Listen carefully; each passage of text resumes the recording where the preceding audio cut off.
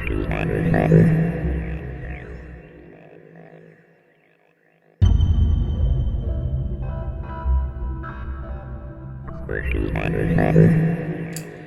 guys, Arioch here, getting ready for Halloween. I hope you all are too.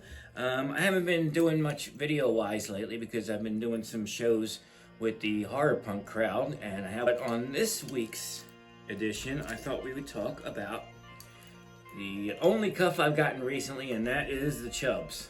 There can be no doubt as to who made it, the Chubb Company.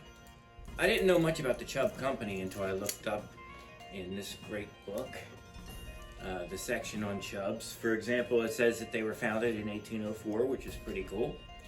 I have several. This is my reading copy, by the way. Don't panic because it's kind of beat up, because I have several copies of it.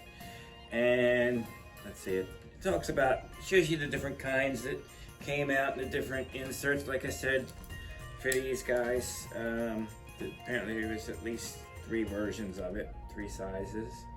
Which is pretty cool. Some of them say Chubb here, mine don't. But this is a great book. He did a lot of research for the history of these different companies. These are the detainer cuffs. It's really cool. I got these. They have somebody's name on it or something. It says Arcam H10. I don't know what that means. I'll show you a close up in a little bit. But these are just your basic swing through cuffs. These were invented, I think, around the 1970s. And it does take an unusual key. Kind of cool, with the little arrow showing you which way to turn it. Isn't that nice? They have little directions on there. You can see the post of the key goes all the way through the lock case, just like that. You know, some cuffs do and some don't. Whatever. You know, it only has 2 little round links there connecting the chain. 2 little round connecting links on its chain. Mostly aluminum, so they're pretty lightweight, and it does have the double locking slide right there, so it'll be double locked. And you have to turn the key in the opposite direction, of course, to open it again. There we go, just like that. The bow is a little thicker there, which is similar to the Smith & Wesson leg irons, that, you know, the most recent ones anyway. And these are cuffs that I already had, the Escorts. These came out earlier. This is like one of the later models of the Escorts, I think. They're not even marked anywhere on them, and the key that I have doesn't even mark. So I'm gonna have to try and figure out, you know, these are really, really restricted in England as far as getting replacement keys and stuff like that. So I'm figuring I might just try and make one or whatever, you know. If not, they'll just hold the place until I get another cool set. Because I want to get, they came in different finishes, so I'd like to get them with the different finishes.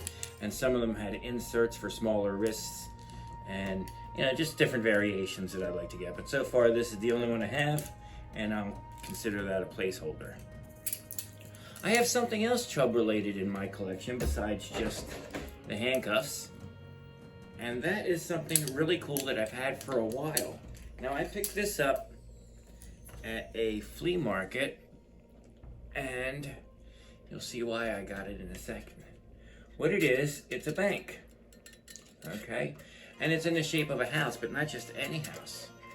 This is made by Chubb & Sons Lock and Safe Company in England, by special permission of Her Majesty the Queen. A diminutive Chubb safe protects Queen's dolls' jewels. So this is actually a model of the Queen's dollhouse. And you can see there's like the interior there. It's tin, you know. And the cool thing is it came with the original key tape to it. That's what you hear moving around. What Queen are we talking about? Because there's actually cars in the little garage there from about the 1920s. Okay? So it's not the Queen that recently died. It's not Queen Elizabeth II. It can't be, because she wasn't Queen until the 50s, and these cars are way older, and the furnishings inside the house, you know, they're early 20th century. So I'm wondering if maybe it was passed down to her from her mother or grandmother or something. Who knows? But, you know, I'd like to do a little research on this. But I thought it was kind of cool to have a Chubb, you know, a Chubb product. It's actually, you know, pretty much they would just give these away at banks to get kids to start savings. You know, it's a little piggy bank or whatever. It's like a little premium.